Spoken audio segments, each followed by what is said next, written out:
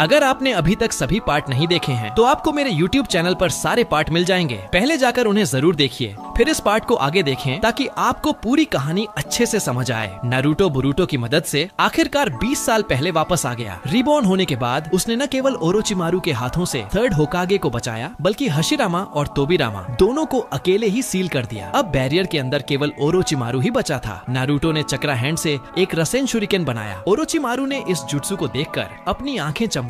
एक व्यक्ति की सहज प्रवृत्ति ने उसे बताया कि यह जुत्सु बहुत खतरनाक है। उसने अनजाने में ही पीछे हटना चाहा, लेकिन नारुतो ने आत्मविश्वास से कहा कि वह भाग नहीं सकता। फिर उसने रसेन शुरिकेन को फेंक दिया। यह देखकर ओरोचिमारू तुरंत रुका, अपनी उंगली को काटा और ट्रिपल राशोमोन को सक्रिय किया, लेकिन यह केवल 3 द्वार नारुतो के शुरिकेन को रोक नहीं पाए। सफेद तूफान के विस्फोट के साथ ओरोचिमारू को खतरा महसूस हुआ और उसने जल्दी से मुंह खोला और खुद को बाहर थूक दिया। तूफान से बचने के बाद उसने नारुतो की तारीफ की कि वह कुमोगाकुरे के किलर बी से भी दुर्लभ है। वह इस बात में और भी ज्यादा दिलचस्पी ले रहा था कि नारुतो की यह हवा आगे कहां बहेगी। नारुतो पहले से ही जानता था कि अंकल स्नेक को आसानी से मारा नहीं जा सकता, इसलिए उसने हमला करते समय बहुत दया नहीं दिखाई। वह गहनता से जानता था कि भविष्य में ओत्सुत्सुकी गॉड का विरोध करने के लिए उसे अंकल स्नेक की टेक्नोलॉजी पर निर्भर रहना होगा। अंत में ओरोचिमारू के पास पीछे हटने के अलावा कोई विकल्प नहीं था, क्योंकि नारुतो के यहाँ होने पर कोनोहा को नष्ट करना असंभव था। नारुतो ने पीछा नहीं करने का फैसला किया, बल्कि पहले थर्ड होकागे को मेडिकल वार्ड में भेजा। फिर सेज मोड का उपयोग करके सस्के और गारा की लड़ाई की जगह का पता लगाया। ढूंढने के बाद उसने बिना कुछ कहे उस ओर दौड़ना शुरू कर दिया। एक पल और देर होती तो सस्के को नुकसान हो सकता था। इस समय सस्के और सकुरा मिलकर भी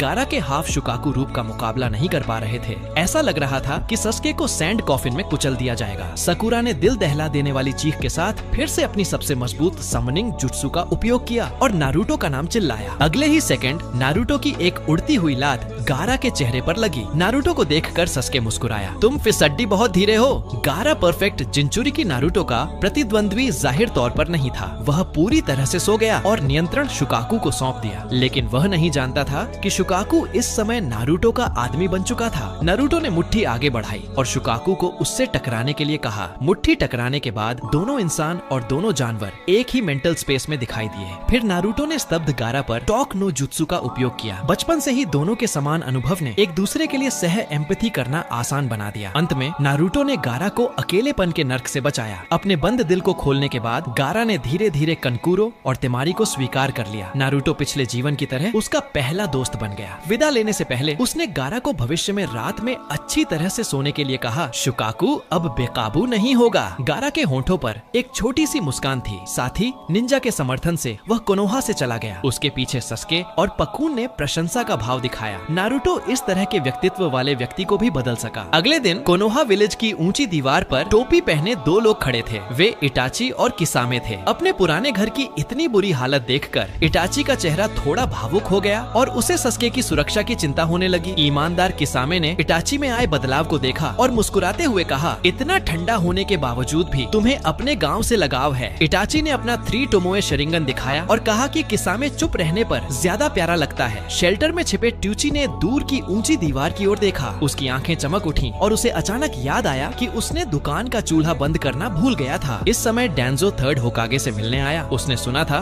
कि थर्ड होकागे का पद जिराइया को देने वाला है, जिससे वह क्रोधित हो गया। लेकिन थर्ड होकागे का रवैया इस बार बहुत दृढ़ था। उसने गंभीरता से कहा कि वही होकागे है और यह डैंजो को बोलने की बारी नहीं है। यह सुनकर डैंजो ने धमकी दी और गुस्से में दरवाजा पटक कर चला गया। कुछ ही देर बाद जिराया भी निमंत्रण पर थर्ड होकागे के पास आया। आजादी की आदत के कारण उसने स्वाभाविक रूप से थर्ड होकागे के प्रस्ताव को अस्वीकार कर दिया। पिछले जीवन की तरह अस्वीकार करते हुए उसने त्सुनाडे को गांव में वापस आकर होकागे का पद संभालने का सुझाव दिया और त्सुनाडे को वापस लाने का काम उसे और नारुतो को पूरा करना होगा। इस समय नारुतो जल्द ही गांव में इटाची से मिलने वाला था। नारुतो द्वारा ओरोचिमारू की योजना को रोकने के बाद इटाची और किसामे पिछले जीवन की तरह कोनोहा में दिखाई दिए। नारुतो ने सेज मोड की संवेदना का उपयोग करके उन्हें तुरंत खोज लिया। वह जानता था कि इटाची के गांव वापस आने का मुख्य उद्देश्य सस्के की सुरक्षा की पुष्टि करना है। यह सोचकर उसे पिछले जीवन में सस्के की पीड़ा याद आई। इस बार उसे कुछ करना होगा, इसलिए वह पिछले जीवन में इटाची से मिलने वाले इन में अकेले इंतजार करने लगा। इटाची ने 1 सेकंड में 6 हैंड सील्स का उपयोग उपयोग करके काकाशी को हराने के बाद नारुतो को खोजने लगा। कुछ ही देर बाद दरवाजे पर दस्तक हुई और नारुतो तुरंत गंभीर हो गया। जैसे ही उसने दरवाजा खोला, इटाची ने तुरंत दरवाजे को जाम कर दिया और नारुतो को उनके साथ चलने के लिए कहा। किसामे ने नारुतो को देखकर राहत की सांस ली। वह कुरामा जिनचुरिकी तो सिर्फ आई शेडो लगाने वाला एक छोटा बच्चा है, लेकिन इटाची असहमत था। नारुतो की मेंढक जैसी आंखें देखकर वह थोड़ा हैरान हुआ। उसने किसामे को चेतावनी दी कि प्रतिद्वंद्वी को कम न आंखें, क्योंकि उसने अभी अभी उसके इल्यूजन जुत्सु से छुटकारा पाया था। किसामे को विश्वास नहीं हुआ, लेकिन वह हमेशा मजबूत से मजबूत टकराने में विश्वास रखता था। उसने अपनी सेमिहादा पकड़ी और नारुतो के पैर काटकर उसे ले जाने की तैयारी की, लेकिन अगले ही सेकंड नारुतो के फ्रॉग कुमिटे हाथ ने किसामे को इतनी तेजी से उड़ा दिया कि इटाची भी प्रतिक्रिया नहीं कर पाया। नारुतो ने आश्चर्यजनक तरीके से पूछा, सस्के का भाई और शार्क गाय, क्या तुम लोग अकात्सुकी में ठीक हो? यह सुनकर इटाची भ्रमित हो गया। उसने नारुतो से सवाल किया कि उसे अकात्सुकी के बारे में जानकारी कहां से मिली। नारुतो ने जाहिर है खुलासा नहीं किया। यह देखकर इटाची ने अपनी कमीज के बटन खोले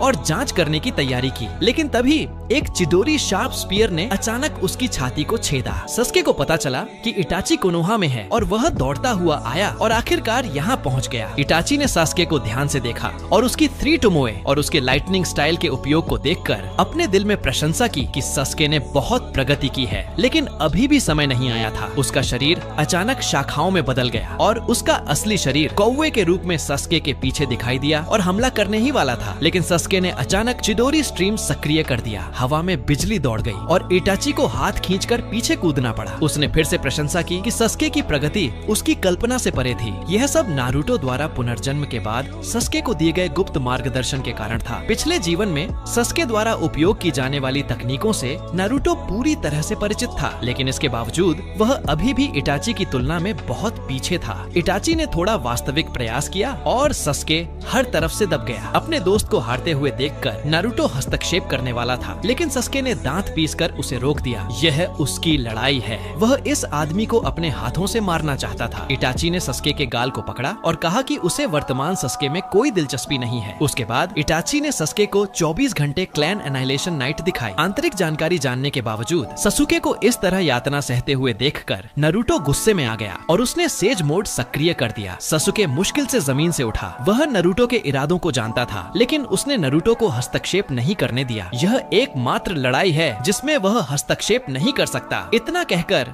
वह बेहोश हो गया। नारुतो ने सस्के के चुनाव का सम्मान किया और सेज मोड से पीछे हट गया। तभी जिराया आया और इटाची को देखकर उसने तुरंत ग्रेट टोड रॉक को बुलाया और सभी को फंसा दिया। जिराया को देखकर इटाची ने अप्रत्यक्ष रूप से अकात्सुकी द्वारा नारुतो को पकड़ने की जानकारी उसे दी। उसके बाद वह किसामे को साथ लेकर अमाटेरासु का उपयोग करके ग्रेट टोड रॉक के बंधन से भाग गया। जिराया को विश्वास नहीं हुआ कि कोई इस जुत्सु से भाग सकता है। नारुतो ने उसे समझाया कि वह काली लॉ अमाटेरासु है जो सब कुछ जला सकती है। इसे छूने की कोशिश कभी मत करना। नारुतो की बात सुनकर जिराया ने उस काली लॉ को एक स्क्रोल में सील कर दिया। इस समय बाहर इटाची ने शरिंगन को बंद कर दिया। सस्के को किसी के द्वारा संरक्षित देखकर उसे राहत मिली। नारुतो ने युद्ध के मैदान को साफ किया और सस्के को त्सुनाडे को ढूंढने के लिए साथ ले जाने का फैसला किया, क्योंकि वह सस्के को तेजी से बड़ा होते देखना चाहता था। वह फिर कभी सस्के के असहाय और निराश चेहरे को नहीं देखना चाहता था। पिछले जीवन के अनुभव के साथ नारुतो और उसके साथियों ने जल्द ही एक बार में त्सुनाडे को ढूंढ लिया। नारुतो अतीत में वापस आकर सस्के को समय से पहले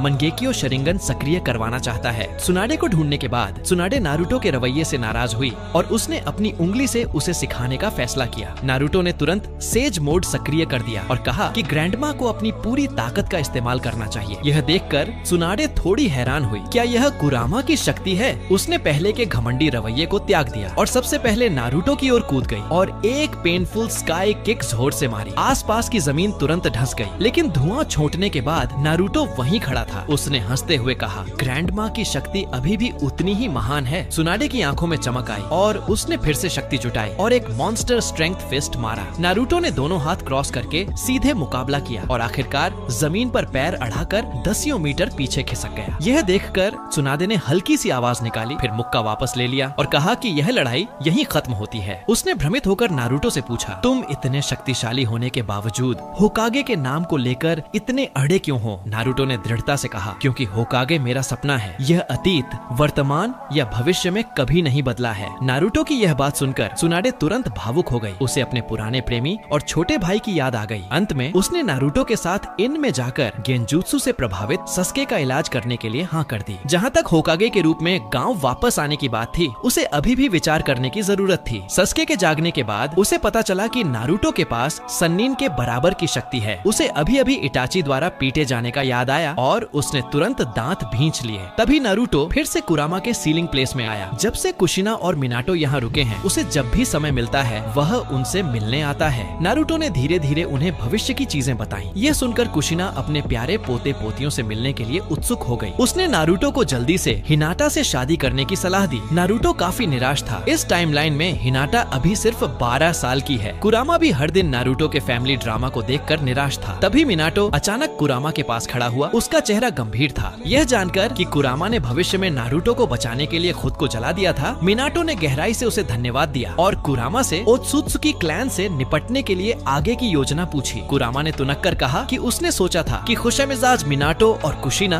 उस कबीले के बारे में चिंता नहीं करेंगे। उसने चक्रा इकट्ठा करना बंद कर दिया और मिनाटो से कहा कि इस बार नारुतो में उस भविष्य को बदलने की क्षमता निश्चित रूप से है। यह सुनकर मिनाटो संतुष्ट मुस्कुराया। मिनाटो पिता होने के नाते उससे भी ज्यादा जिम्मेदार था। तभी टंजाकू टाउन की दीवार के पास त्सुनाडे ने ओरोचिमारू के इलाज के अनुरोध को अस्वीकार कर दिया और उन दोनों को खुद ही मारने का फैसला किया। नारुतो ने सेज मोड के माध्यम से यह महसूस किया और तुरंत समर्थन के लिए दौड़ पड़ा, क्योंकि त्सुनाडे ने अभी तक खून से डरने की कमजोरी पर काबू नहीं पाया था। युद्ध के मैदान पर कबूटो ने त्सुनाडे के हाथ को काटकर उसे नियंत्रित किया और फिर त्सुनाडे की ओर कुनाई फेंक दी। शुक्र है कि नारुतो के चक्रा हैंड ने समय पर कबूटो के हमले को रोक दिया। उसका दूसरा चक्रा हैंड रासिंगन बनाकर सीधे कबूटो के पेट पर मारा। कबूतो सैकड़ों मीटर दूर उड़ गया। भले ही उसने तुरंत भारी मात्रा में चक्रा का उपयोग करके खुद का इलाज किया, अंत में वह हार मानकर जमीन पर गिर गया। नारुतो मुड़ने ही वाला था कि ओरोचिमारू ने अचानक अपनी गर्दन लंबी की और कुसानागी सोर्ड से उसके दिल को छेद दिया। नारुतो की शक्ति तुरंत कम हो गई और वह जमीन पर गिर गया। यहाँ तक कि सेज मोड भी बरकरार नहीं रहा। सस्के ने नारुतो की घातक चोट देखकर लगभग टूट गया। अपनी बीमारी से अभी अभी उभरने और इतने भारी सदमे के कारण वह जमीन पर घुटनों के बल बैठ गया, लेकिन उसकी आंखों में 6 pointed star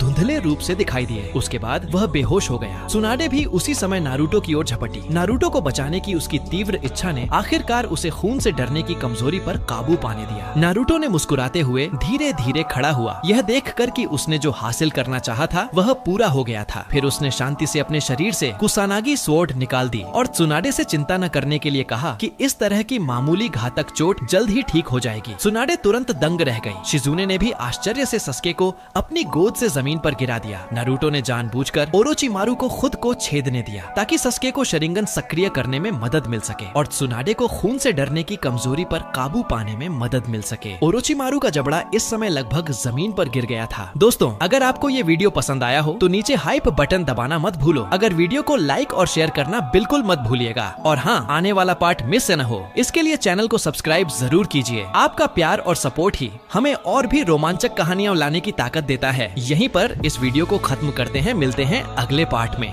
Everybody knows that I'm breaking down. Everybody knows I ain't faking now. Everybody knows my heart's faking now. Yeah, she hates me now, I made mistakes but now I don't ever wanna be alone. I don't really ever feel at home. On my own, in the zone, that's the only way I know. Feeling low, about to blow back up. Here I won't ever let the doubt creep in. Gotta pop a couple more aspirin. I don't think I'll ever let you in. Easier to break it off best friends. I don't really understand myself. I don't really understand, need help. I don't wanna be left on the shelf. Couldn't even hear me if I yelled. It's so cold